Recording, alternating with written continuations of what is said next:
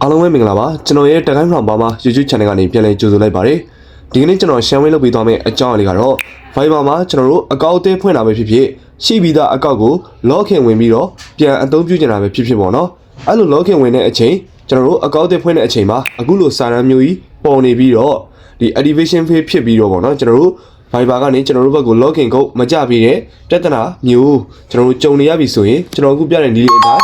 းကျွန်တော်တို့လိုက်လို့ကြည့်လို့ရပါတယ်ဒါဆိုကျွန်တော်တို့ဗီဒီယိုလေးဆက်လိုက်အောင်အားလုံးကိုပြန်လည်ကြိုဆိုပါရစေအရင်ဆုံးကျွန်တော်တို့က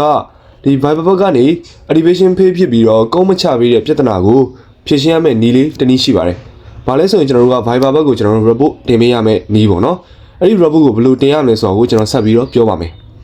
နော်ကျွန်တော်တို့ဒီ report ကို report တင်ဖို့အတွက်ကျွန်တော်ဒီမှာ link လေးချပေးရမယ်အဲ့ဒီ link တွေကိုကျွန်တော်ဝင်ရမှာပေါ့နော်ဒီ link ကိုလည်းကျွန်တော်ရဲ့ ဒီ video လေးရဲ့ description မှာကျွန်တော်ချပေးထားမယ်ပေါ့နော်အဲ့ဒီ link တွေကိုတွားပြီးတော့ကျွန်တော်တို့ဒီ Viber ဘက်ကို report တင်ပေးရမှာဖြစ်ပါတယ်ဒါကြောင့်မို့ဒီ link လေးကိုကျွန်တော် copy ယူလိုက်မယ်နော်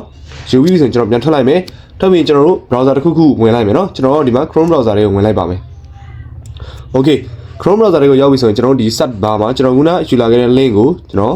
paste ချလိုက်မယ်ပြီးရင်ကျွန်တော် find button လေးနှိပ်လိုက်မယ်နော်Okay ဒါဆိုရင်ကျွန်တော်တို့ဒီ Viber လေးကို Viber report တင်ဖို့အတွက်ဒီထဲကိုရောက်ပြီပေါ့နော်ရောက်ပြီဆိုရင်ဒီမှာကျွန်တော်တို့က I am not robot ဆိုတဲ့နေရာလေးမှာဒီမှာ၄တောက်ကပေါက်လေးရှိရဲ့အဲ့ဒီပေါက်လေးကိုကျွန်တော်တစ်ချက်ထိပေးလိုက်ပါနော် Okay ဒါဆိုရင်ဒီမှာဒီနေရာလေးတော့ကျွန်တော်တို့ရွေးပေးရမယ်ဒီမှာ file scale ဆိုတာလေးကိုကျွန်တော်တို့ရွေးပေးလိုက်ပါနော်ရွေးပေးလိုက်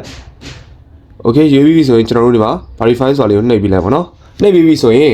ကျွန်တော်တို့ဒီမှာအခုလိုမျိုးလေးပေါ်လာပါလိမ့်မယ်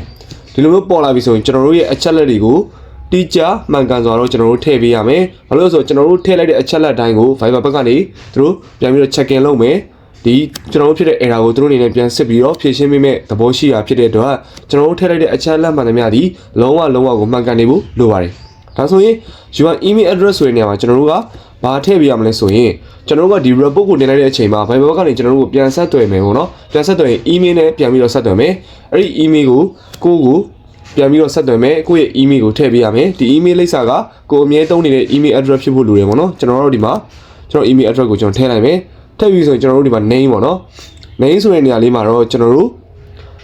့ရဲ့နာမည်ပေါ့နော်သို့မဟုတ်ကျွန်တော်တို့ Viber ဖွင့်မဲ့နာမည်ကိုကျွန်တော်တို့ထည့်လိုက်မယ်နော် Okay ထည့်ပြီးဆိုရင်ဒီမှာ category ဆိုတဲ့နေရာလေးမှာကျွန်တော်တို့ဒီမှာဒီဘက်မှာ down arrow လေးရှိရနော်အားလေးကိုနှိပ်လိုက်ပေါ့နော်နှိပ်ပြီးရင်ဒီမှာ technical issue ဆိုတာလေးကိုကျွန်တော်နှိပ်ပေးလိုက်ပါပြီးလို့ရှိရင်ဒီအောက်က topic ဆိုတဲ့နေရာမှာလည်းကျွန်တော်တို့ဒီ down arrow လေးကိုနှိပ်လိုက်ပါနှိပ်ပြီးဆိုရင်ဒီအောက်က general question ဆိုတာလေးကိုကျွန်တော်နှိပ်ပေးလိုက်ပါနော် Okay ခုလိုနှိပ်ပြီးဆိုရင်ဒီအောက်က country ဆိုတဲ့နေရာမှာကျွန်တော်တို့ကလက်ရှိမြန်မာနိုင်ငံမှာရှိတာဖြစ်တဲ့အတွက်ကျွန်တော်တို့မြန်မာနိုင်ငံကိုကျွန်တော်ရွေးပြရမယ်နော်ဒါကြောင့်ကျွန်တော်ဒီမှာမြန်မာဘာမှကိုကျွန်တော်ရှာလိုက်မယ် Okay ဒီမှာမြန်မာဘာမှဆိုတာလေးပေါ်တယ်ပေါ့နော်ဒါလေးကျွန်တော်ထည့်ပေးလိုက်မယ်ထည့်ပြီးဆိုရင်ဒီမှာဖုန်းနံပါတ်ဆိုတဲ့နေရာမှာကျွန်တော်တို့ကဒီမှာ39ဆိုပြီးတော့မရရအောင်เนาะကျွန်တော်တို့က6ဆိုပြီးတော့ရိုက်ပေးလိုက်ပါရိုက်ပြီးရင်ကျွန်တော်တို့ Viber ဖွင့်မယ်ကျွန်တော်တို့ရဲ့ဖုန်းနံပါတ်ကိုကျွန်တော်တို့ထည့်ပေးလိုက်မယ်เนาะ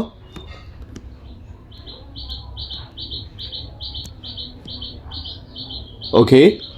ကျွန်တော်တို့ရဲ့ဖုန်းနံပါတ်ကိုထည့်ပြီးပြီဆိုရင်ကျွန်တော်တို့ဒီ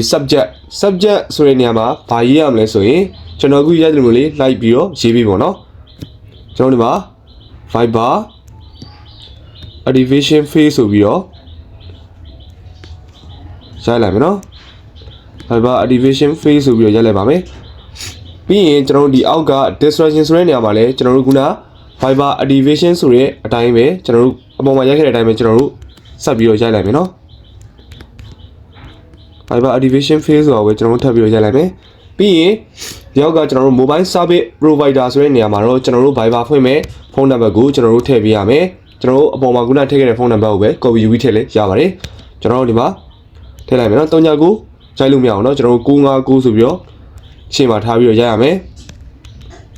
Okay ခုလိုမျိုးကျွန်တော်တို့ရဲ့အချက်လက်တွေအားလုံးပြန်ပြီးတော့ဆက်လိုက်မယ်ဆက်ပြီးတော့ကျွန်တော်တို့ mail တွေကျွန်တော် name တွေเนาะကျွန်တော် technical issue ဘာညာအကုန်လုံးထည့်ပြီးပြီဆိုရင်ကျွန်တော်တို့ဒီမှာအောက်က submit ဆိုတာလေးကိုကျွန်တော်နှိပ်ပေးလိုက်ပါ Okay ဒါဆိုရင်တော့ကျွန်တော်တို့ရဲ့ဒီ report ဒီ Viber ဘက်ကိုကျွန်တော်တို့ရောက်သွားပြီပဲဖြစ်ပါတယ်ဒါဆိုရင်တော့ဒီမှာသူတို့ဘက်ကနေကျွန်တော်တို့ပို့လိုက်တဲ့ဒီအချက်လက်တွေကိုသူတို့ဆက်မယ်ပေါ့နော်ဆက်ပြီးပြီဆိုရင်ကျွန်တော်တို့ခုနထည့်ခဲ့တဲ့ကျွန်တော်တို့ရဲ့ email ကိုကျွန်တော်တို့ Viber ဘက်ကနေပြန်ပြီးတော့ဆက်သွယ်ပါလိမ့်မယ်ပြန်ဆက်သွယ်တဲ့အချိန်မှာတော့ကျွန်တော်တို့ Viber ကိုချက်ချင်းဆိုသူတို့ဖွင့်ဖို့လိုပါတယ် ပုံမှန်အဖြစ် Viber ဘက်ကနေကျွန်တော်တို့24 hour 24နာရီအတွင်းပြန်ပြီးတော့ဆက်သွယ်ပါလိမ့်မယ်ဒီမှာဆိုဒီမှာပန်နေဆိုပြီးတော့ပြနေမှာเนาะဒါဆိုရင်ဒီ email ကျွန်တော်တို့ရဲ့ report ကိုစဖို့အတွက်ဒီမှာပန်နေဖြစ်နေသေးတယ်ပေါ့နော်သူတို့ဘက်ကနေဒါချက်ချင်းတို့တော့မဆက်နိုင်သေးဘူးပေါ့နော်ကျွန်တော်24နာရီစောင့်ကြည့်ရပါမယ်24နာရီအတွင်းမှာတော့ကျွန်တော်တို့ကိုဒီ Viber ဘက်ကနေကျွန်တော်တို့ဒီပြန်ပြီးတော့ပေါ့နော်ဒီ technical error ကိုပြန်ပြီးတော့စစ်ဆေးပြီးပြီဆိုတော့ result ကိုသူ့အနေနဲ့ပြန်ပြီးတော့ပို့ပေးပါလိမ့်မယ်အဲ့ result ရတဲ့အချိန်မှာကျွန်တော်တို့ Viber ကိုချက်ချင်းဆိုလို့ပြန်ဖွင့်မယ်ဆိုရင်ချင်းတွေပေါ့ရသွားမှာပဲဖြစ်ပါတယ်အားလုံးပဲကျွန်တော် message တွေလည်းကျွန်တော်တို့ဒီနေ့ပြခဲ့တဲ့နည်းလေးအတိုင်း Viber ဖွင့်မရပဲ activation page ဖြစ်နေတဲ့ပြဿနာကိုဒီနေ့အတိုင်းလေးဖြေရှင်းကြည့်လို့ရပါတယ်အားလုံးပဲလိုက်လို့အဆင်ပြေကြပါစေနောက်ဗီဒီယိုလေးမှာပြန်လည်ဆုံတွေ့ကြပါမယ်